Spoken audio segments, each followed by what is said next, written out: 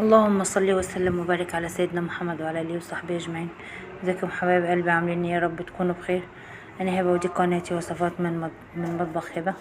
واتمنى لو اول مره تشوفيني متنسيش تدعميني باللايك وتفعلي الجرس وتشيري الفيديو عشان تفيدي وتستفادي و... واتمنى تجربيها وتعجبك. النهارده هنعمل كحك او معمول بالملبن او الكحك بالملبن. ويلا بينا نطبق الوصفة.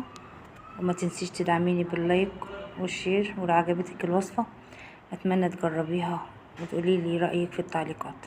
وهنا دي المقادير معانا، اعمل لها سكرين شوت. طبعا هي مش حاجة غريبة، تكات كده بسيطة هتديلك طعم جميل. هنا ال2 كيلو دقيق، 2 كيلو دقيق ولبن للعجن